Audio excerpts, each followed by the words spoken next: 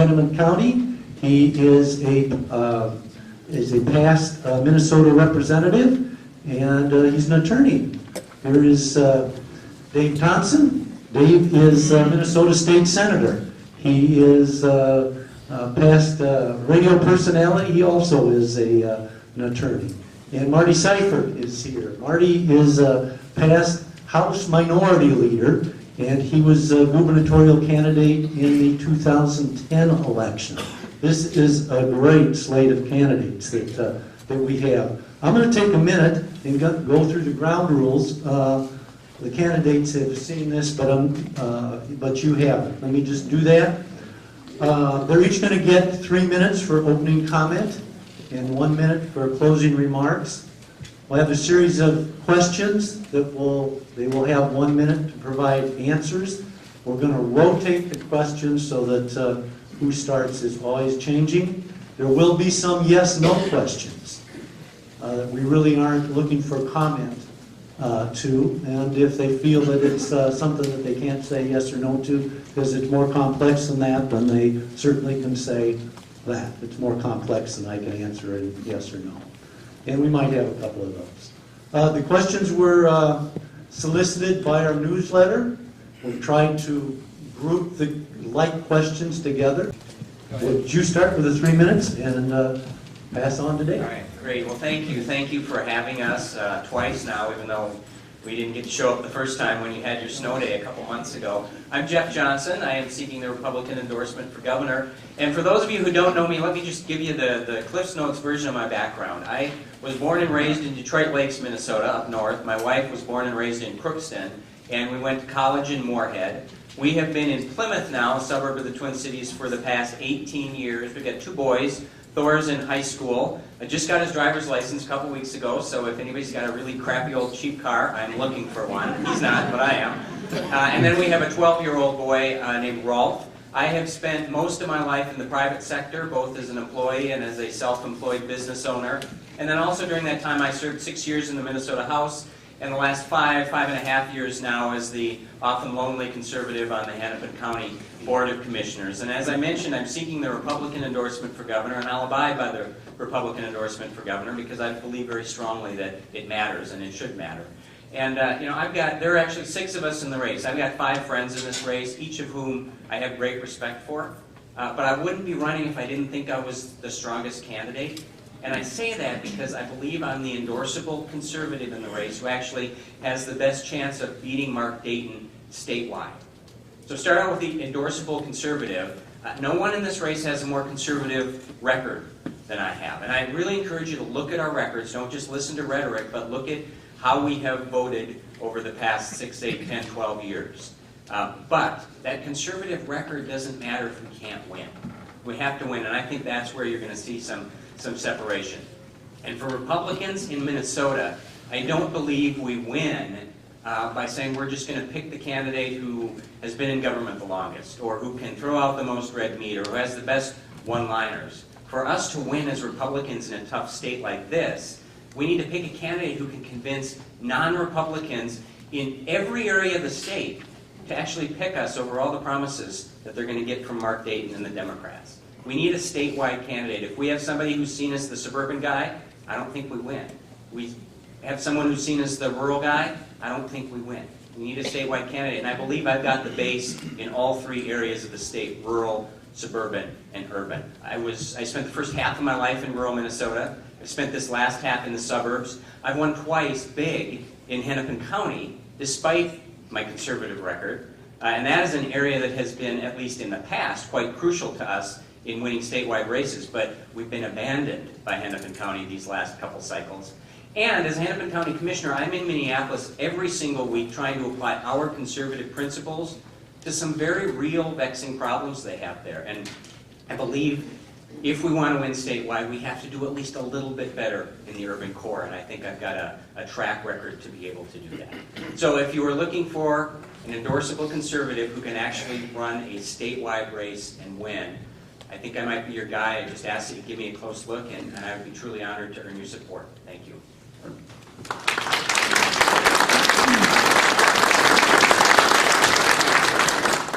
Good evening. My name is Dave Thompson. In just over 10 months, I got into this race, and I had the opportunity to travel the state. I put tens of thousands of miles on my car, and I've gotten to meet all kinds of Minnesotans. I grew up in the Red River Valley in East Grand Forks, where I graduated from high school. Married a farmer's daughter. My wife Rhonda's here tonight. I hope you get to meet her. If you do, there's a better chance to vote for me. And I've now been able to get all over this state and meet the great people that live here, and build businesses here, and raise families here, and employ people here. And it really, truly is a great place. But you know, we got a problem. Problems are government. Because we have some people running our government right now that believe that the answer to our problems is more and bigger, intrusive government. But you see, that's not how we built this state, and it's not how we built this country. How we built this country is by placing the individual above the state and making the state accountable to the individual. And we need to get back to that. Private industry does things better than the government does. Think about this. You could get on an airplane tomorrow and fly to Texas or California, or for that matter, go to Europe or Asia. Pull out a Visa card, a MasterCard. Charge a meal, a rental car, a hotel. And you'll come home and you'll get your bill. And that bill will have a list of these charges. They'll be down to the penny. And if they're not, you'll wonder what went wrong. That's what private business has been able to accomplish. Government can't count your votes. Think about that. So many of the things that we ask government to do, they are not good at. They don't do well. But the magic hand of the market does do them well. So we're going to be here tonight to talk about the kinds of policies we believe in that will put the individual back at the top of our social and economic and philosophical culture, and put government back in its proper place. I will tell you, I was sitting last night about this time in the House chamber listening to the governor's State of the State address. I know he's a leftist, but it still is just utterly shocking to me to sit and listen to this man give a litany of things he thinks that the government ought to do, that individuals ought to be responsible for. He made the comment that, well, you know, kids get out of school at the end of a school day, and where do they go? What do they do? Governor, parents! Ever heard of them? Government is not the answer to everything. People and individuals are what accomplish things in this country. We're going to focus on education if I'm elected. And that means taking care of our funding formula, which disadvantages greater Minnesota. Secondly, creating school choice so that children born don't necessarily have a lesser shot at a good education because of the color of their skin or the socioeconomic status of their parents. And finally, we're going to get this economy back on track by reducing the regulations that are faced by people that are simply trying to start businesses and provide goods and services. And then, of course, we need to get our tax code under control. Thanks for the opportunity to be here tonight. I look forward to talking about the specific policies we're going to work on, and let's have a great evening.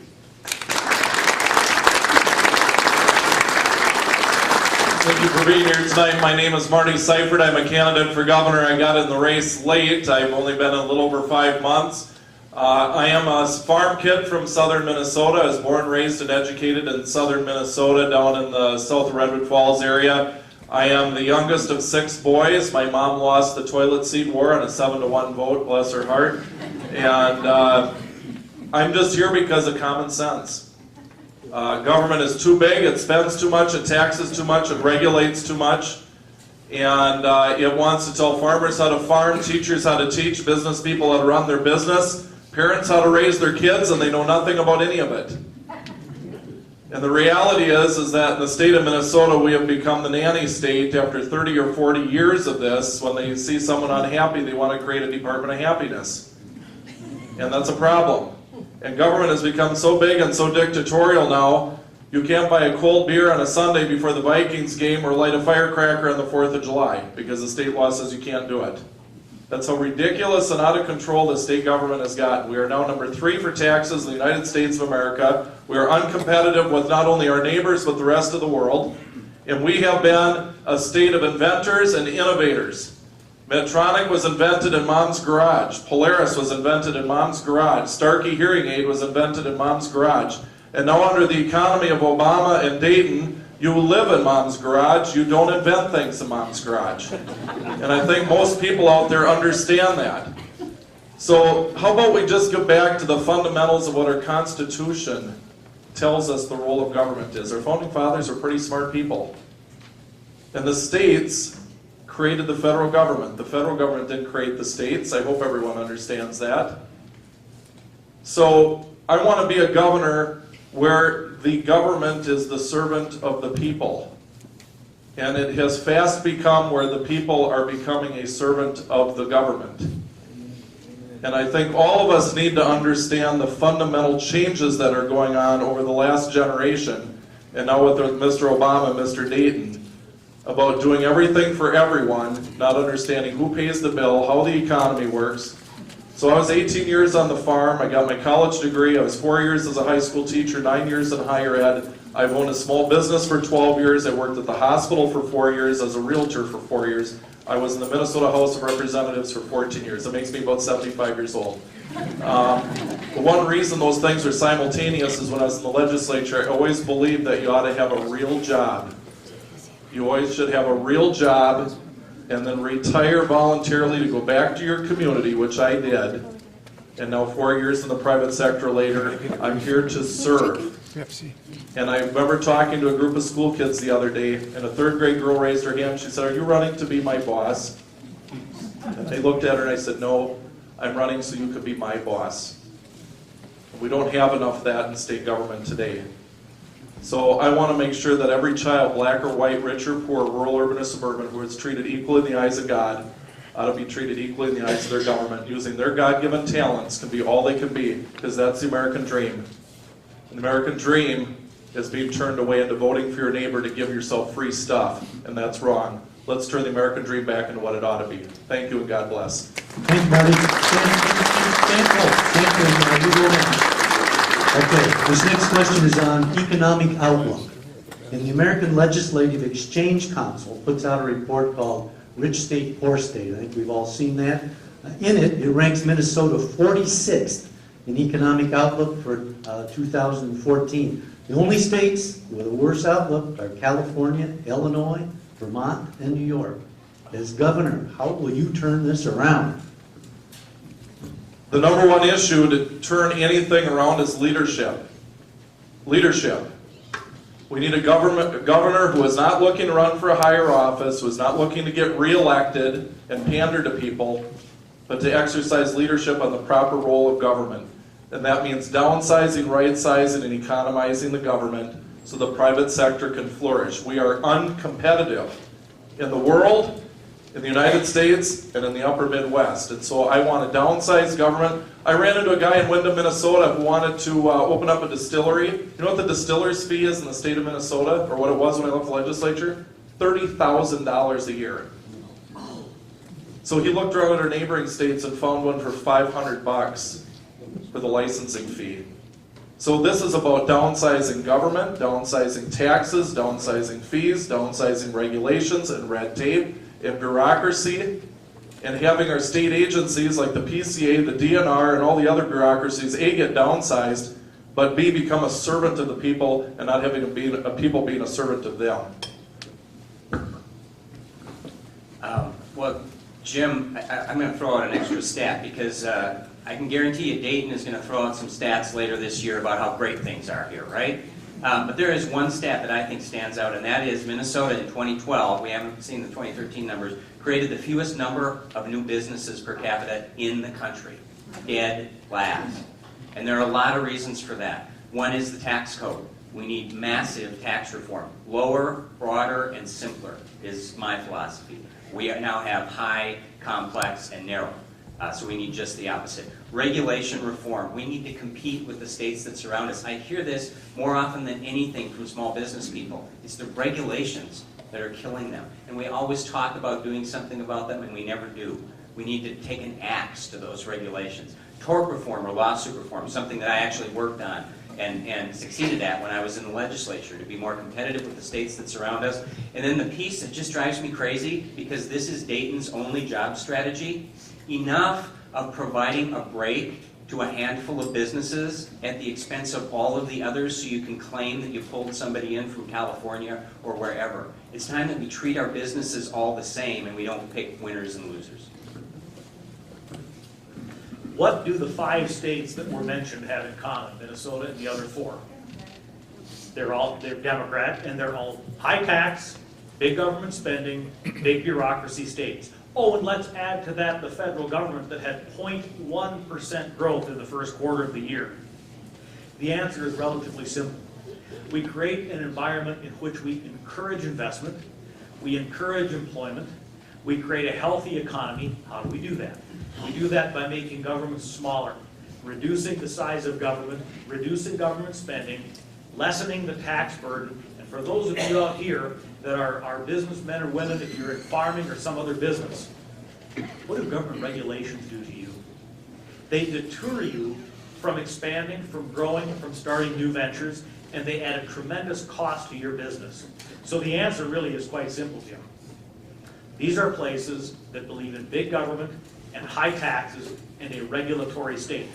And the states like Wisconsin and Michigan and Florida and Illinois, or pardon me, and Indiana, that have governors and governance that moves in the other direction of freedom and opportunity and low taxes and diminished regulation, they're the states that are growing.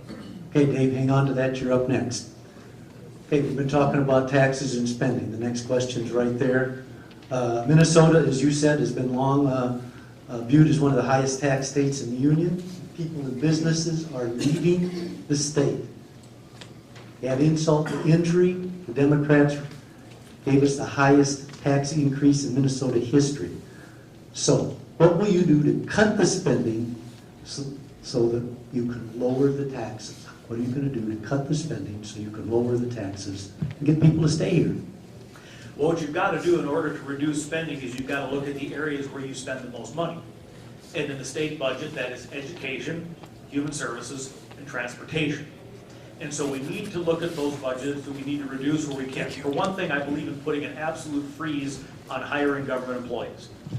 And what that will do is through natural attrition, with people retiring and leaving the government to pursue other jobs, you'll have government actually decreasing in size over time and decreasing quite dramatically as a percentage of GDP.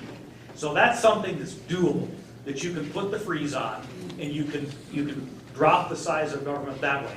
You've got to look at the programs that are not working, particularly in the area of health and human services, where programs continue to perpetuate dependency rather than independence, and you've got to get rid of those kinds of programs. So you've simply got to be willing to reduce the size of government. You've got to look in those areas. Now, I would say we should stop building trains. How about that? Planes, not trains. And we don't need to stop taking care of our infrastructure. We can do that without raising taxes. We simply need to have the right priorities. Marty? Yep. We can't cut taxes if we don't cut spending, and that's one of the problems the Washington Republicans have had, is they just borrow it. Both parties are guilty of this. I hate to break the news. I know there's some Republicans in the audience here, but there's people who are sinners on both sides of the aisle when it comes to spending too much money. And so I'm here to say that as governor, we need to rein in where the money is, and that's entitlement spending. One of the fastest growing parts of the Minnesota budget is welfare, and this is not very politically incorrect, but when I had a study conducted when I was minority leader of the State House, we had tens of thousands of people moving here from other places who are not Minnesotans and signing up for welfare programs. And nobody wanted to stand up to that, but I came in and I had some ideas that other states have done that dry up welfare costs. A 1-year waiting period if you're non-Minnesotan, work requirements like Wisconsin, and time limitations. You do those 3 things, you're drying up over 80% of the new welfare costs. And I will veto the human services bill until we get real fundamental welfare reform. That's something Tommy Thompson and Scott Walker were able to do over in Wisconsin. So what do? They sent them over here. And so we've got to prioritize spending. When it comes to transportation, I'm for more money for roads and bridges, less for trains. On a lot of our programs, it's about the private sector being enhanced and downsizing the size, scope, and power of government. Jeff? Thanks. We cannot cut spending in any meaningful way in Minnesota if we don't get a handle on human services spending and welfare spending. That has to be the place we start, because when you compare Minnesota to similar states, that is the area where we are completely out of whack with the states like us. And politically, folks, if our answer is we're going to go into this and say we're going to cut 10% or 12% or 6% from welfare spending, we got us an election problem because we lose about half the state.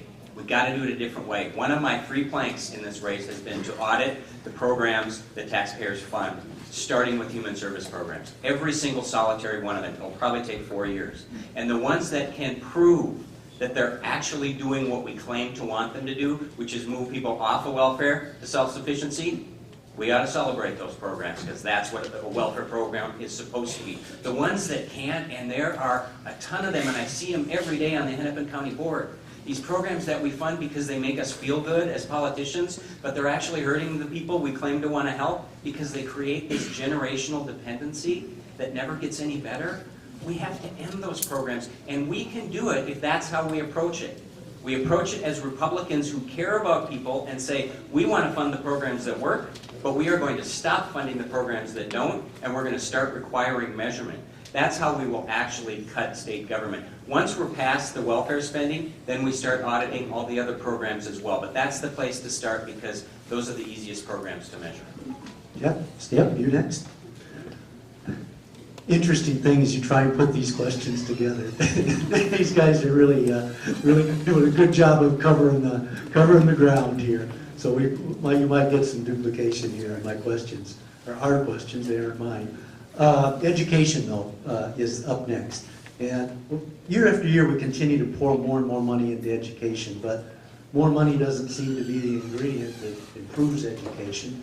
All we have to do is look at the achievement gap that we have between minorities. So what is the problem, and what actions will you take as governor to fix it? The 3 planks in my campaign since day one have been the jobs climate, measurement, the audit that I just talked about, and education reform, and in particular, the worst in the nation achievement gap that we have in the state between white students and students of color, and it's killing us. And it's been the case for almost 30 years. And what has the answer been? We throw money at it. And frankly, the achievement gap works pretty well for liberals because it gives them an excuse to argue for more money. So I'm not sure they want to get rid of it sometimes. But we need to, because it's shameful and it's immoral and it's costing us a ton of money. The answer is parental empowerment and school choice. It's not complicated. And we can look at the other 49 states, every single one of them, that has a tighter achievement gap than we do, and find all kinds of ideas that way. We go to the states that are doing better than us, which are all of them, and we take some of their ideas about school choice and about parental empowerment. I think this is going to require a rather public battle with the education establishment and with the teachers union about those issues, but I'm happy to have that, because I think it's just shameful that we're wasting as much money on this and that we're giving up on 10 to 15% of our kids that we shouldn't be giving up on. And let me throw one other thing out there, since we're talking about education. As a parent of 2 boys, I will do everything in my power to pull up by the roots programs like Common Core or a so-called bullying bill that use our kids for social experimentation or try to... I'm a Norwegian Lutheran in northern Minnesota. I don't get real worked up about a lot of things, but that's one that I do. This governor and this Democratic legislature repealed the basic skills test for teachers, and they eliminated the grad standard requirement for seniors graduating from high school. It's not about money, folks. If it were, we'd have the best schools in the state, Minneapolis and St. Paul. It's about accountability. And what that means is we have to have a system in place that rewards the good teachers, and it allows sanctions against those that are not succeeding, rather than a tenure system that simply rewards the amount of time that you've been there. That's a big short-term solution. Accountability, like you have in your business, if you're a business owner, or like you have to your employer if you're an employee. And then secondly, I've been advocating, some of you mentioned, you remember me from the radio. I've been advocating school choice since the day I went on the radio in 1998. Iron sharpens iron. We believe in competition. Money should follow students, not buildings. So that a mother, a single mom in Minneapolis who fears that her son will end up in a gang or daughter end up in some kind of trouble or the victim of some kind of abuse and doesn't have a good school to send them to will have the opportunity to use the money dedicated to that student to get him or her into a safe and effective school. And that competition will raise the quality of the public schools. I happen to be married to someone who teaches in the public school. I'm not against them. I simply want all of our schools to be better so all of our students are better served. Competition is the way we do it, just like in everything else. Thank you, Dave. Marty?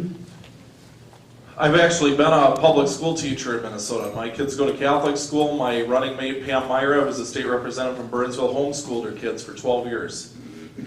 My wife and I went to public high school. We both went to elementary Catholic school. So we've seen all the way around in our campaign on education that works. Mom and dad raise kids, not Big Brother and Uncle Sam. And I think when you don't allow parents choices where their kids go, that's wrong.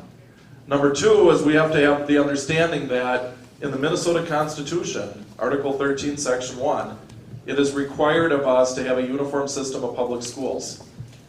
So my fidelity is to the Constitution, whether you agree with it or not. We have to make sure that the public schools work in the state because the Constitution tells us to, and it doesn't work right now. So what are we going to do about it? Number one is the teachers union for 40 years has been negotiating the school day away. When my mom went to school in the 1940s, they loaded the bus at 3:45 in the afternoon. When I went to school in the late 70s, early 80s, they loaded the bus at 3:25. My kids load the bus at 3:05 in Marshall, Minnesota, but in the Twin Cities, they're loading the bus at 2:15, 2:20 in the afternoon. In over 40 years, they've been taking 1, 2, 3 minutes away from the work day, just a little bit, the teachers union, more money for less work. And I would submit to you, the governor should say, here and now, we are not negotiating away 1 more minute of the school day from our kids. It ought to be about academics, not about fluff and getting the kids away out of school. It's got to be about academics. And everything that focuses on academics and the strength of academic instruction is where we need to be as a society, because that's how an educated republic operates. Okay, Marty, stand up, stay up there. We're going to do 3 yes/no questions here. So, you guys stand up. And Marty, you go first. And I think Jeff already answered this one, but this is yes/no. Will you fight to purge Common Core from Minnesota schools? Yes. It goes to. Well, it would go to him, but he already answered. Yes. Thought that was. Okay, Dave. I have you in the sequence here to answer this one first. So if you'd help me with this, stay in the sequence. 24 states have enacted right-to-work laws to boost their economy and bring jobs into their states. As governor, is this an issue that you will actively pursue? Yes. Yes, go on, sorry. This works better. We don't need to pass the mic. Everybody hear him okay? Can everybody hear him okay? Marty said no.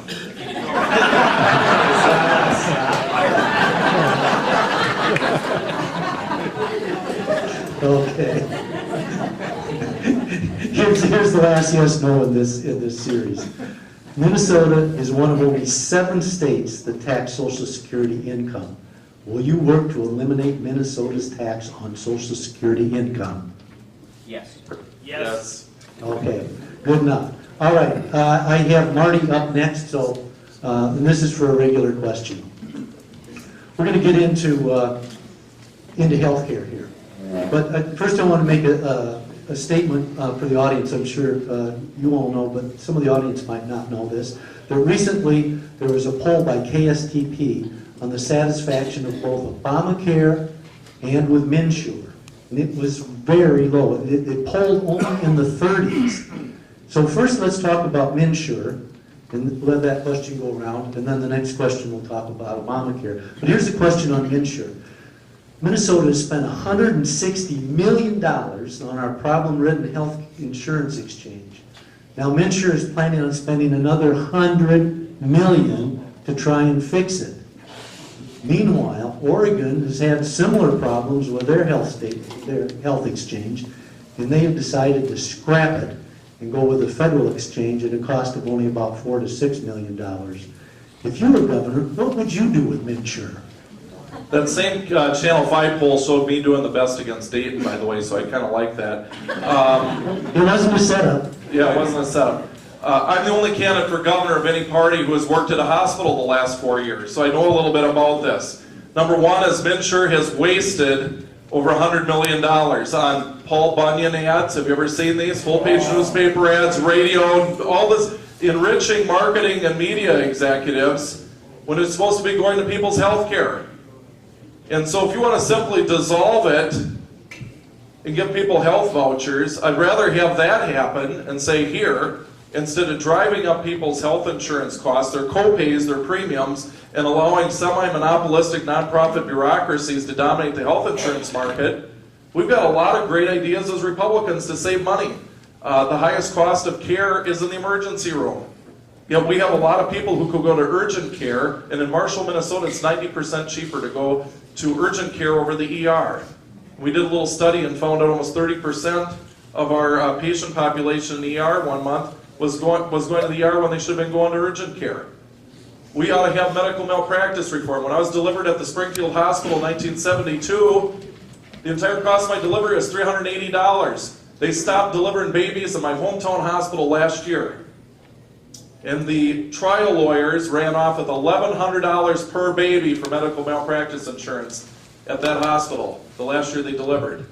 So when people say it's not an issue, it is an issue. Go talk to a doctor. So we have a lot of great ideas on health and health reform, but it is not more government and more bureaucracy. Well, first of all, I don't believe that MNsure can be fixed. And I think there are even some Republicans who think we should try to fix MNsure, and we should not, because it can't be fixed. And I think that always has to be the end goal. Knowing, however, that if any one of us is governor, we're still going to have a DFL Senate, because they're not up for election, I'm not sure that there will be the political will to eliminate it in the next 2 years. And by the way, I'm not a believer in just shoving everybody off of MNsure to the federal program. It's hard to believe that there could be something worse than MNsure, but if there is, it's that. And I don't want to fall into that trap as the Republicans who don't even care about people, so we actually put them in a worse spot. But what we need to do in the short term, until we can eliminate it and replace it with something else, is we need to remove the barriers for the private sector to actually compete with MNsure. I mean, that is what we always talk about as Republicans, is a market-based healthcare system. Well, we've got an opportunity to do that. And if you can provide options to people outside of MNsure, there will be a point where MNsure will be rather irrelevant to anybody other than the ones who need the large subsidies that are in there, which we had with MNCare before that. So really, it is about providing an alternative and providing some options for people. And by the way, we can't also fall into this trap that what's wrong with MNsure is it's a rotten website, because it is, but they'll fix that. We have to make sure we're constantly pointing out that the problem with it isn't technology. The problem is with the whole concept that government should be telling people what healthcare insurance is best for them, because that's the concept behind both MNsure and Obamacare. So provide more of a free market alternative, and MNsure will become less and less relevant every day. Dave? For those of you who read Orwell's 1984, MNsure is the classic example of doublespeak. We're going to increase competition and increase your choices by reducing the number of companies that can sell to you and eliminating policy choices. That's what you were told. That's what you were told. So yes, we need to get ourselves out of MNsure and ultimately repeal the law. And we need to put doctors and patients back in charge of health care. What does that mean? Well, what that means is that individuals should be dealing with physicians. You shouldn't have a government bureaucrat, sort of in the room with you, overseeing that transaction. So I'm a big fan of medical savings accounts, where people save pre-tax dollars to cover their routine medical care, buy a major medical policy, and that's fine. We need insurance. Insurance is a perfectly good thing. But it should be for catastrophic, unanticipated events, and we are able to do that. So let's get rid of MNsure, and let's reintroduce the doctor and the patient as the center of medical care, and let's create incentive for people to provide for their own routine care and get their catastrophic coverage. That's the way we're gonna be able to operate. And oh, by the way, let's let all licensed companies sell here in Minnesota. I trust you folks to be intelligent enough to decide that a company that's out of Wisconsin is good enough to sell you insurance. That's what we ought to do. Stay up there. So we all know Obamacare is a disaster. It's forced on us. As governor, what can you do to help protect us from it? I mean, we've talked about things that should be, but what powers as governor can you implement to protect us from it? Well, Jim, as you know, MNsure is state law, and therefore we can repeal that or change that in any way that we would like. That is not the case with Obamacare. I disagree with the Supreme Court decision. I believe that Obamacare should have been found to be unconstitutional, but it wasn't. So what can we do?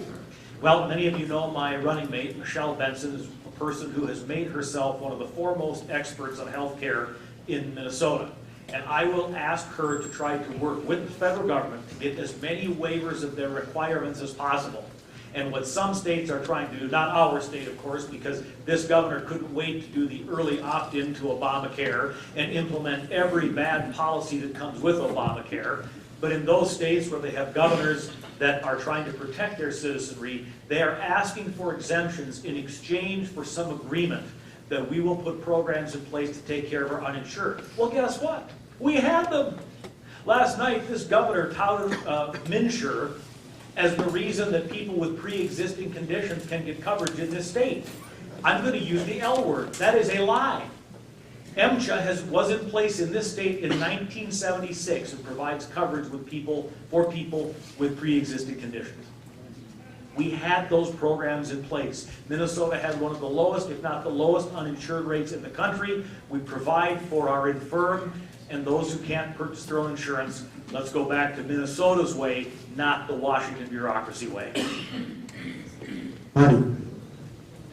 Well, I'll do everything that I can to get us back to, I believe, the proper constitutional role. There's nothing enumerated in the Constitution for Obamacare, and I think the Supreme Court was wrong. It was a 5-4 decision, and I talked to a group of college students the other day. They're all, the Supreme Court is never wrong.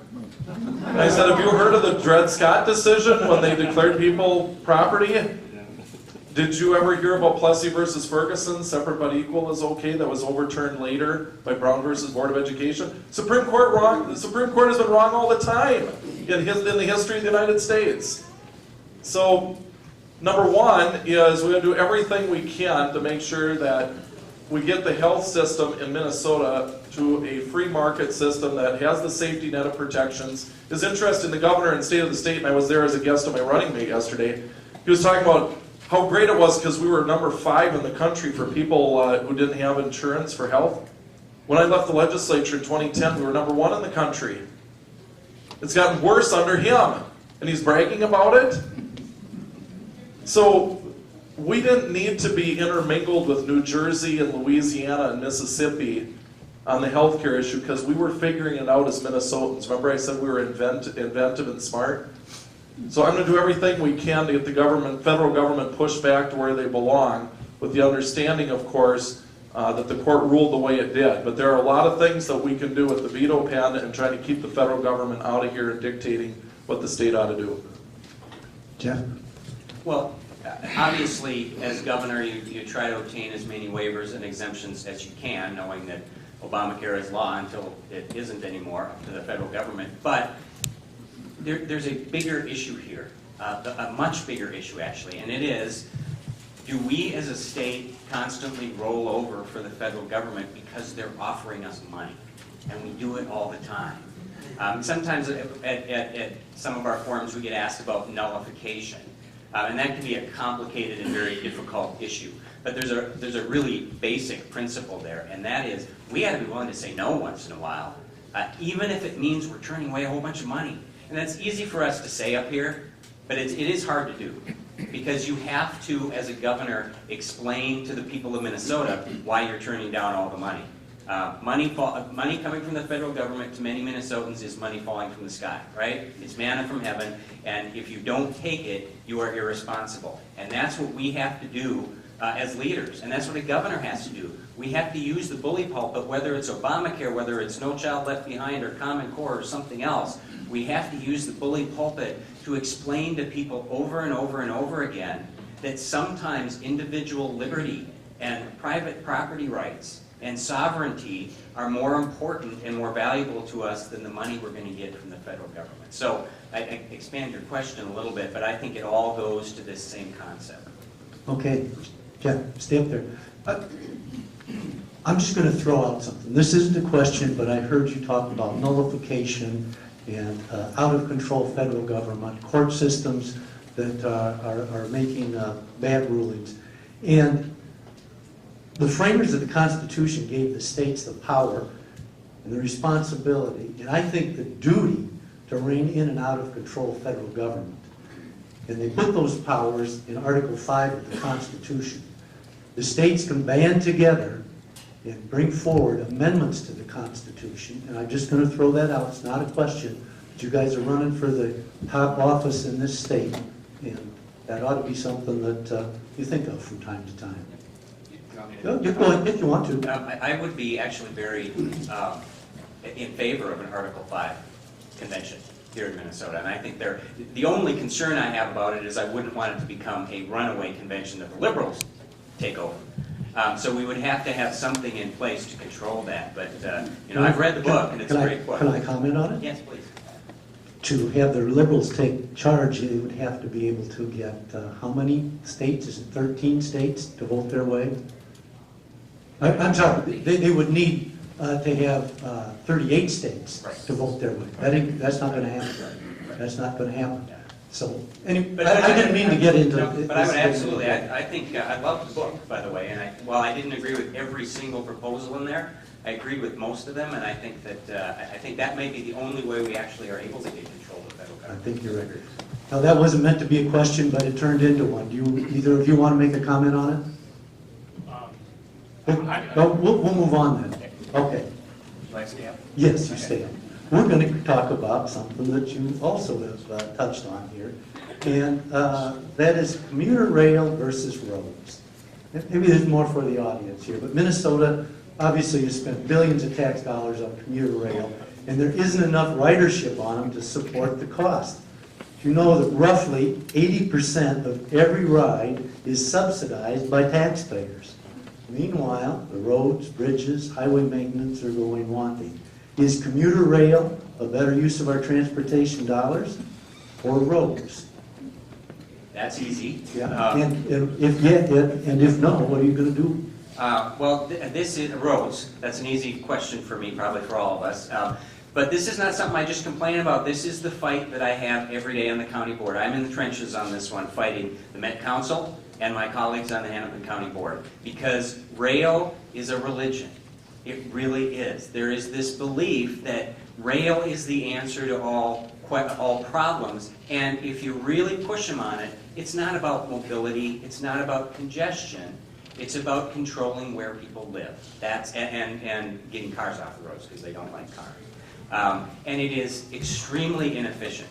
I've done cost-benefit analysis on each of the rail projects that we have funded in the Twin Cities, and none of them has a cost-benefit analysis that makes any sense whatsoever, especially when you compare it to roads. And every one of us in this room relies upon roads. Even if you don't own a car and never drive it, you need a road if you want the fire truck to get to your house if it's on fire, or if you want the goods to get to the grocery store that you walk to go buy. But we're not doing a lot of that on trains. So this is a fight that I've been fighting, and I was mentioning this earlier at an event that I had. One of my colleagues is kind of the king of light rail in Minnesota. His name is Peter McLaughlin. He was talking about the North Star commuter rail the other day, and he was saying that he was telling a group that we are approaching 50% of the cost being covered by the people paying tickets. And I said, well, last I heard it was more like 22%. He said, well, yeah, but it used to be 17%. So we're approaching 50%.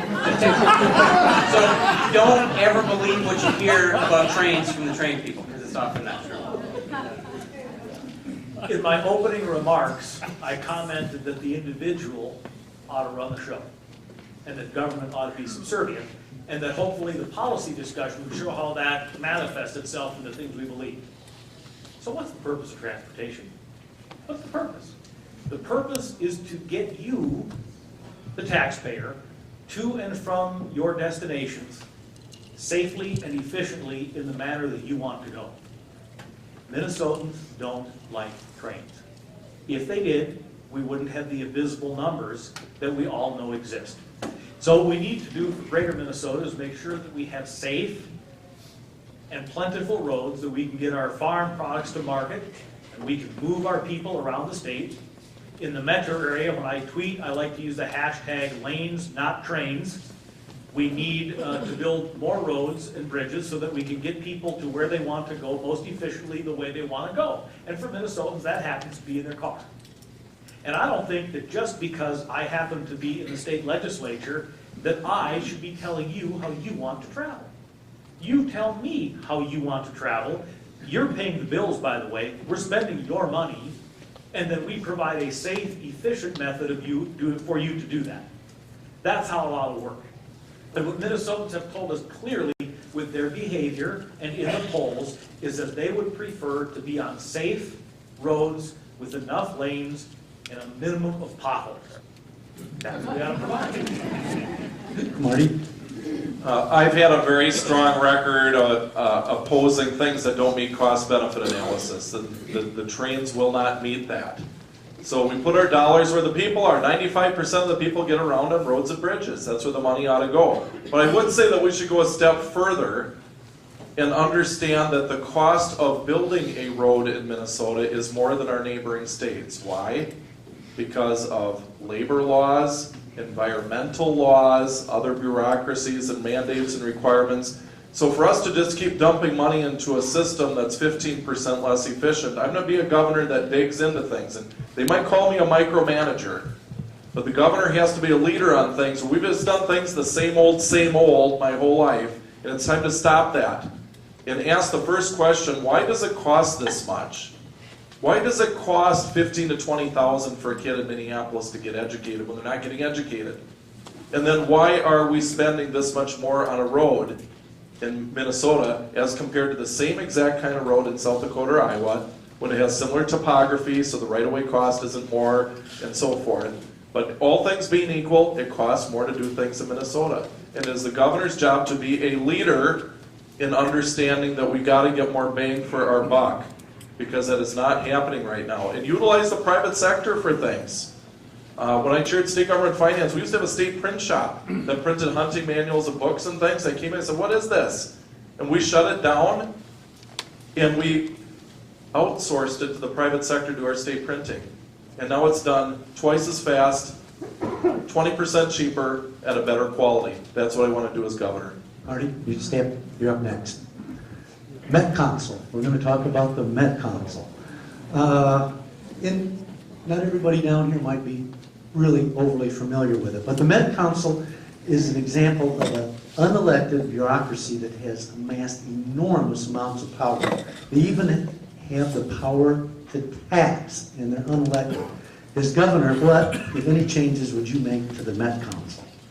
Dismantle and abolish. I got in the race in November, and I was the guy who came right out of the chute and said this thing is out of control. I don't believe it's constitutional. How was this country founded? Taxation without representation.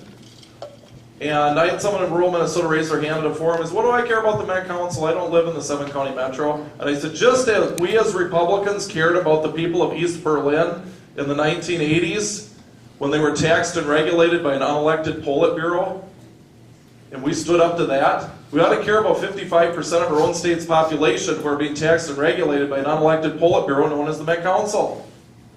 And he said, in 45 seconds, you changed my mind. How can I help? They are out of control. They are social engineers. And we shouldn't just say, let's appoint, Republicans, because Pawlenty did that. And then when the Democrats take over, it turns into this monstrous, telling you how big your lot can be. How would you like that in Rochester or Olmsted County? We're going to come in and tell you how big your lot can be, not elected. So we got to devolve things to where people have election certificates. Let the Hennepin County Board figure this out. You can get rid of them through an election or city councils and form joint power agreements. So first of all, you need to have the authority to do it. So I'm going to appoint 16 people to start dismantling this thing and then get enabling legislation from the legislature to do away with it. Thank you, Marty. Jeff? Well, again, I'm going to go back to the fact that I'm fighting these guys every day. I mean, this is not in the ether for me. It's what I'm living. So I see it firsthand, and I also live under it. And the ideal situation, I think, for all of us, because we've been saying this since the campaign began, the Met Council should be eliminated. And when the political will to do that is there, I'll be right at the front of the line. For the next 2 years, however, with the DFL Senate, highly unlikely to happen. So we got to have a backup plan for what happens in the short term. And for me, it is on day one to remove all 16 members of the Met Council and not appoint Republicans, because I've seen Republicans on the Met Council and they end up doing the same stuff, just at a slower pace. But appointing people who agree with me as to what the proper role of that organization is, which is sewer and water. And we should have a regional authority for sewer and water. And I've had people say to me, well, Jeff, the Senate is not going to confirm those people. Fantastic. Then we don't have a Met Council and we leave it up to the DFL Senate to figure out what to do next. But I'm not, going to keep sending them new people until they find somebody that they like. And then the next thing you do is you have to take away the taxing authority. And by the way, the Met Council isn't the only unelected body that can levy taxes, which is just un-American, if you ask me. Watershed districts can do it too. And I've actually been fighting that fight. It's not just the evil Met Council. There's other organizations that are appointed that have levy authority, and we should eliminate all of that. Either their budget should go through the legislature or they should be elected officials themselves. So, end goal, eliminate. Short term, let's at least try to rein them in. Thank you. I put up on my website early on in this race what I would do with the Met Council, and I didn't jump up right away and say eliminate it. Because Alan Quist, who some of you are familiar with, once told me politics is the art of the possible. And what is possible is what I plan to do. And that is appoint 16 members of the Met Council who believe in the things that we talked about in the previous answer, which was roads and bridges and not trains. Then over time, hopefully we're successful. And we build on our success and we get a Democratic or a Republican Senate, or the pressure builds from the public to ultimately eliminate the Met Council. And those legitimate functions of the Met Council, which are buses, sewer, water, as we like to say, buses and flushes, could go to an elected body, or it could be brought into a government department that is subject to legislative oversight. So clearly my objective from day one has been elimination of the influence and the power of the existence of the Met Council, but I'm going to tell you that the way it has to be done is to do it in a practical way. And that way is to immediately flip those members and get people who have our philosophy, and then over time we get rid of it by showing the people that it wasn't serving them well, and it's engaged in social engineering, doing all kinds of bad things that none of us want done. Okay, stay up. We've got another series of some quick yes/nos. All stand. I'll just put it out there and we'll do like we did before, okay? I'm first, right, since I finished with them. So. Yes, Yep, you got it. So, will you abide by the GOP endorsement? Yes. Yes. No. Okay. Yes, next question is, or you go first. Do you support term limits for governor? And if you say yes, then give us a number for the number of terms that you think are appropriate. I support term limits. I haven't thought about details, probably 8 to 12 years, I suppose. Yeah. Yes, 2 terms. Dave? Not given a lot of thought for governor at this point. I'd say no. Okay. Next one. Now, we assume that you all support voter ID. As governor, will you work actively to get it passed? Yes. Yes. Yes. And the last one here. Yesterday, the Minnesota House passed HF 3238, which would prohibit persons merely accused of domestic violence from possessing firearms. Would you sign or veto such a bill? I lost track who was... I've got to read the bill, to be honest. Okay. Unlike Dayton, I actually want to read the bills I'm signing, okay? You know what, Jim, I got to go beyond a yes or no on this. My understanding is the bill we're looking at in the Senate would be only after conviction. If it was mere accusation, I wouldn't support it, but I'm going to say the same thing. I have to understand the bill. Okay? You know, I haven't read it, Okay. so I'm sorry. All right, that's okay. That's okay. Let's see. Lost track of where we are right now. Jeff, I think you're up next. Not sure whether that was exactly right, but let's just do that because it'll keep me on track here. Let's talk about mining. In northeast Minnesota is depressed economically, but has one of the richest untapped deposits of copper, nickel, silver in the world. Environmentalists have held up mining these resources for years. And we see similar situation developing in southeast Minnesota with silica stand.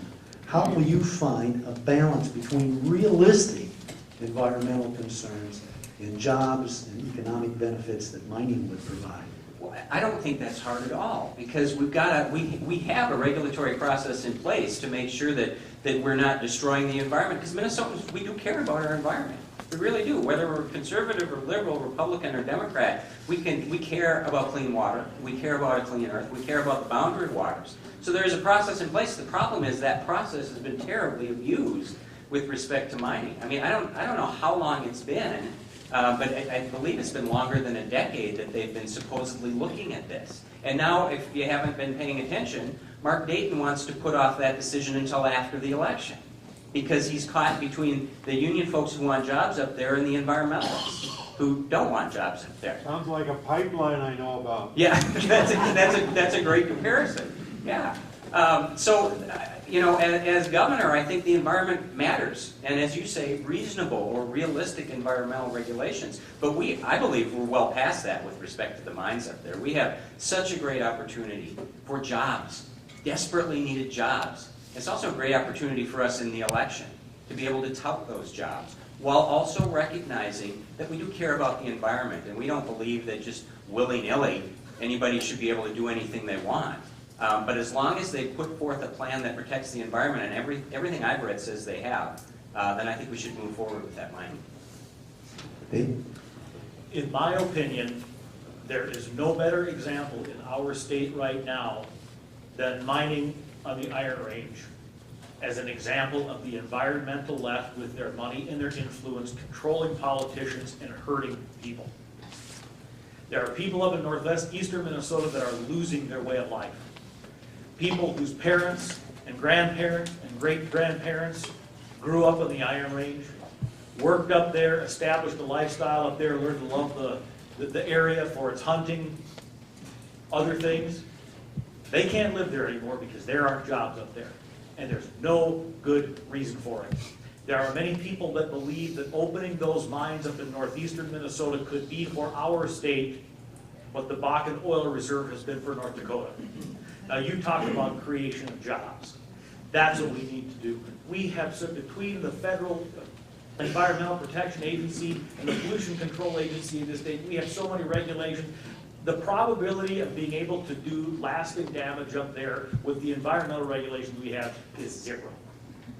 The fact is, we need to get those mines open. The governor needs to lead it. Of course, he's sitting back saying, well, you know, there are federal issues here. Push it, Governor. Do everything that you can to help our people to get good jobs up on the Iron Range and sustain their way of life and move Minnesota's economy forward. And if there are federal regulations and issues, then go to Washington and push the federal government. But certainly get the permits issued in Minnesota so that we are not in the way. Marty? I've been up to the Iron Range, and it's a lot like my area in southwestern Minnesota. We have schools closing, we have Main Street businesses boarding up.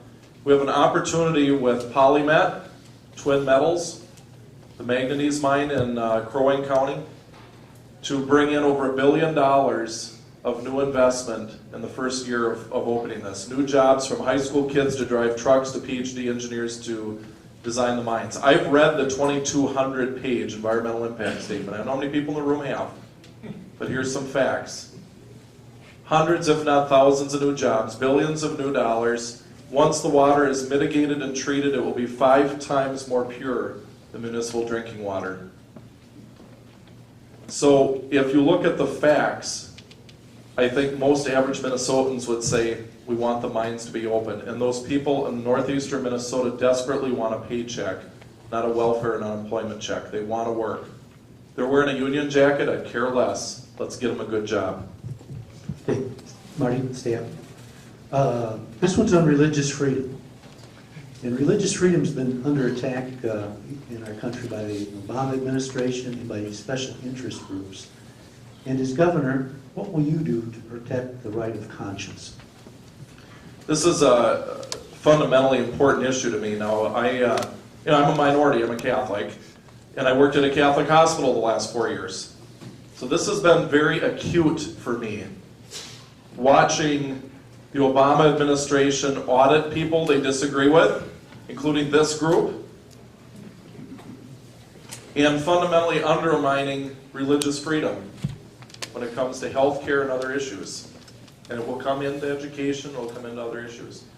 I will stand up for our Constitution, which, if you ever read the First Amendment, freedom of religion, not freedom from religion, read the document.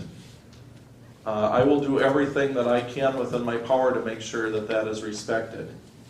And that will mean the bully pulpit, it could mean executive order, it could mean working with the legislature to pass legislation that's necessary. But this is very important, and I hope people are understanding that some of our fundamental freedoms are being undermined, not just by Obamacare, but a lot of the other junk that's being passed by this administration. So I take it personally because of what I've done and who I am in growing up and what I do. And so I hope people understand I'm very fervent about this because I believe it and I live it. Jeff? Well, I think this is really fundamental, and it worries me because of what has been going on in the state legislatively just the last couple of years. We probably, there are differing opinions in this room on the marriage issue.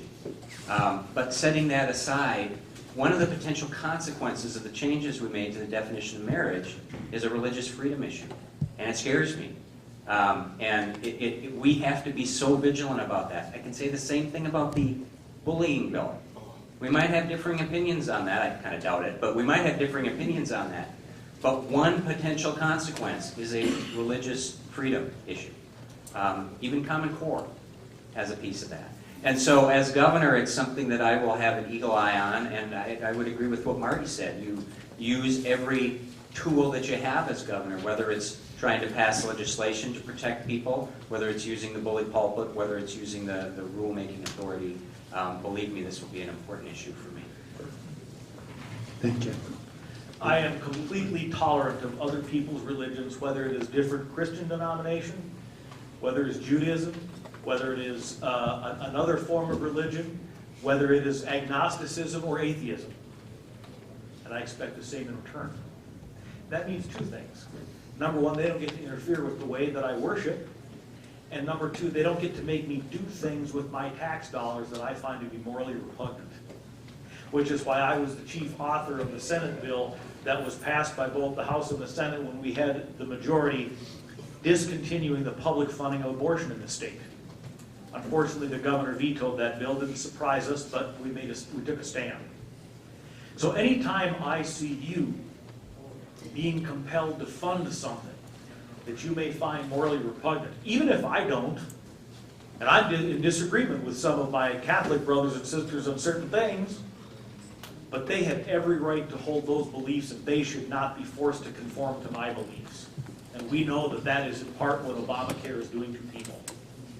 And we need, as government officials, to stand up and say, no, no, no.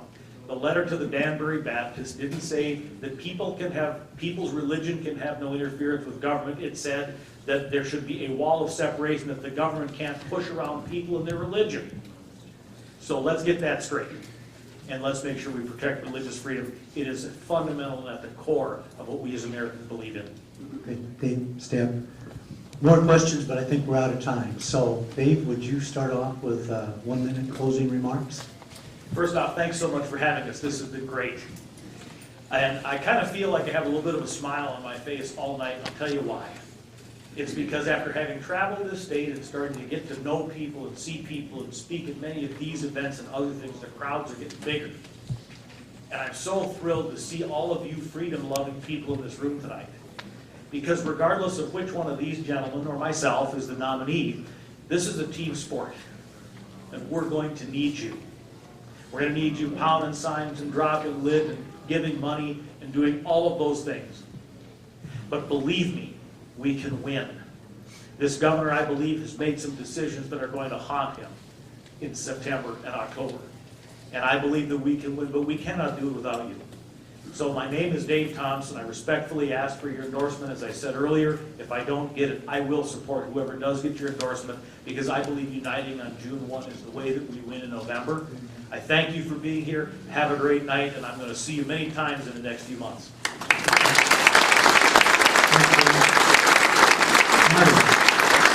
Thank you all for being here tonight. Obviously appreciate the fact that the crowd is big here. The reality is we are all good people. If we have an embarrassment of riches on the Republican side on running for governor, well, the Democrats just have an embarrassment. And I think all of us need to understand that anyone who is selected, including the 3 people who aren't here tonight, would be exponentially better than what we have now. I know it's a low bar, but would be exponentially better than what we have now. The reality is we are all good conservatives, we're all good people. We have great wives, great kids, blah, blah, blah. It's not about that. It's about who can beat Dayton. The reality is I am the only guy out of the 6 of us who has ever polled ahead of Mark Dayton, ever. And I always perform the best against Mark Dayton. And we have 87 counties of supporters identified. I believe we're the only campaign with 87 counties of supporters ready to do battle, because that is what it takes to win this campaign. And so, you know, some people say, well, you know, on the yes and no on the endorsement, I'll decide that day whether I'm buying my endorsement or not. The reality is we're going to have a primary. Scott Honor and Kurt Sellers are going to the primary, everybody. And so I want it to be, for those who are delegates, raise your hand. You have a vote in the endorsement process, and I'm working very hard to get that endorsement. But the people who didn't raise your hand don't get a say. And so I just want to let everyone know I'm doing everything physically, humanly possible, but it's not just about who wins the endorsement. Who can win the primary so that endorsement means something, and then take out Dayton in the fall, and once again have a state where we have a leader we can be proud of. Thank you, and God bless you. God bless the great state of Minnesota. Well, I want to thank you all again for being here and scheduling us twice. And I believe really strongly that the key job for a Republican candidate for governor is to present a vision to Minnesotans that will convince non-Republicans to pick us. And now that I only have 40 seconds left, I can't share my whole vision with you, but let me boil it down. I have a vision of a state where government is not looking for more money, but trying to figure out ways to unleash the innovative and entrepreneurial and creative power of individuals to grow the economy and make us all more prosperous. And most importantly, I have a vision of a state where we have abandoned this philosophy of the poor are poor and the rich are rich, and all we can do is redistribute the wealth, and instead we are preaching every single solitary day a truly held belief that the poor can become the middle class, and the middle class can become the rich, and anyone who starts with nothing can still achieve anything in this state. That is a message that resonates with people who don't necessarily consider themselves Republicans, but whose votes we will desperately need to get to 47, 48%. And it's the message that I am sharing and will be sharing throughout this campaign, and I think it's how we'll win the race. So thank you again for all you do. I would love your support, both at the endorsement and in the primary and at the general election. Thanks a lot. Thank you, Jeff. We have a great set of candidates here. Let's give them a applause.